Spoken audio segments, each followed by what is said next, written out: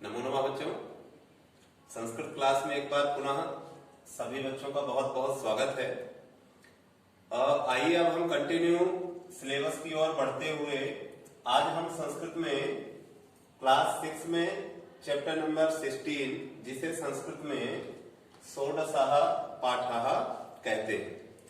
तो षोडशः पाठः में 16 चैप्टर में संख्यावाची शब्दाः पाठ है, संख्यावाची शब्द पढ़ेंगे हम लोग। आइए हम इसको पाठ पढ़ने से पहले इसका जो ग्रामेटिकल पार्ट है, व्याकरण भाग है, उसको हम समझ लेते हैं। तो संख्यावाची जो शब्द हैं, सबसे पहले आप लोग देखेंगे कि हमने चार्ट बनाया हुआ है। यहाँ पर हमने लिखा है पुल्लिंग, स्त्रीलिंग, नपुंसकलिंग, ठीक है ना। अब पुल्लिंग में जो संख्याएं होती है संस्कृत की, जिस तरीके से हिंदी में संख्या होती है 1 2 3 4, ऐसे संस्कृत की भी संख्याएं होती हैं, है ना। सभी आप लोगों ने देखा होगा, सुना होगा। तो संस्कृत की जो संख्या होती है उसको हम किस तरीके से बोलते हैं, किस तरीके से पढ़ते हैं, ये सभी चीजें हम आज इस वीडियो के माध्यम से समझेंगे। तो मैं सबसे पहले बताना चाहूंगा सभी बच्चों से, सभी बच्चे ध्यान से सुने कि संस्कृत में 1 से लेकर के 4 तक की जो संख्या होती है, 1 से लेकर 4 तक की जो संख्या होती है वह तीनों लिंगों में अलग अलग तरह से चलती है, ठीक है। तीनों लिंगों में किस तरीके से अलग अलग से तरह से चलती है, जैसे 1 है, ठीक है। 1 को संस्कृत में क्या बोलेंगे, पुल्लिंग में देखेंगे सभी बच्चे। 1 को संस्कृत में पुल्लिंग में बोलते हैं एकः, क्या बोलेंगे, एकः। और स्त्रीलिंग में क्या बोलेंगे, 1 को एका, आ की मात्रा है, ठीक है। 1 को स्त्रीलिंग में बोलेंगे एका, और नपुंसकलिंग में क्या बोलेंगे, एकम, ठीक है। समझ में आया। 1 को तीनों लिंगों में अलग अलग बोलेंगे।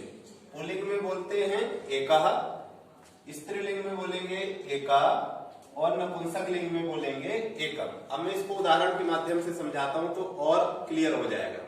जैसे कि मुझे कहना है कि एक बालक है, ठीक है। अब बालक पुल्लिंगवाची शब्द हो गया, तो इसके साथ में एक पुल्लिंग ही हम जोड़ेंगे, तो क्या बोलेंगे, एकः बालकः। स्त्रीलिंगवाची यदि वाक्य है, जैसे हमने कहा कि एक बालिका, तो हम क्या बोलेंगे, क्योंकि स्त्रीलिंग शब्द है बालिका, तो एका बालिका। यहाँ पर हम एका नहीं बोलेंगे और ना ही हम यहाँ पर एकम बोलेंगे। क्या बोलेंगे, स्त्रीलिंग के लिए कौन सा शब्द है, एक, एका। नपुंसकलिंग में जैसे एक फल है, तो क्या बोलेंगे, 1 को नपुंसकलिंगवाची शब्द में 1 को एकम, तो यहाँ पर आ जाएगा एकम फलम, ठीक है, या एकम पुस्तकम, इस तरीके से। सेम 2 3 4 को भी बोलते हैं। 2 को पुल्लिंग में बोलते हैं द्वे, स्त्रीलिंग और नपुंसकलिंग में 2 को सेम बोला जाता है, एक ही तरह से बोलते हैं, 2, है ना। स्त्रीलिंग में भी 2 बोलते हैं और नपुंसकलिंग में भी इसको 2 को 2 बोला जाता है। देन 3 को संस्कृत में पुल्लिंग में त्रयः बोलते हैं, ठीक है। पुल्लिंग में क्या बोलेंगे, 3 को त्रयः।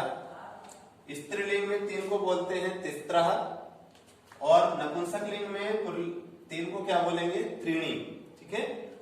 इसके बाद फिर आते हैं 4 को संस्कृत में क्या बोलते हैं, पुल्लिंग में चत्वारः, स्त्रीलिंग में बोलेंगे चतस्रः, और नपुंसकलिंग में बोलेंगे चत्वारि, ठीक है।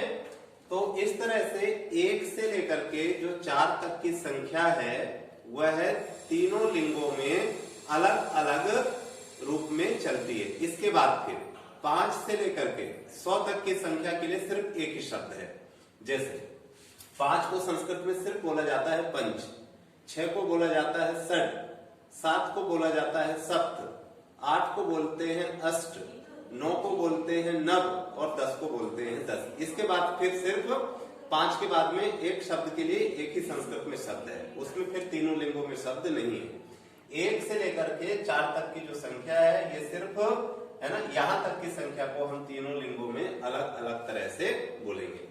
तो सभी बच्चे वीडियो को देख करके इनका अभ्यास करें, इनकी प्रैक्टिस करें, और जब भी नेक्स्ट आपकी ऑनलाइन क्लास होगी हम उस ऑनलाइन क्लास में और विस्तार से इसके विषय में चर्चा करेंगे, समझेंगे, पढ़ेंगे, तब तक सभी बच्चे इसका अच्छी तरह से अभ्यास करें। नमो नमः।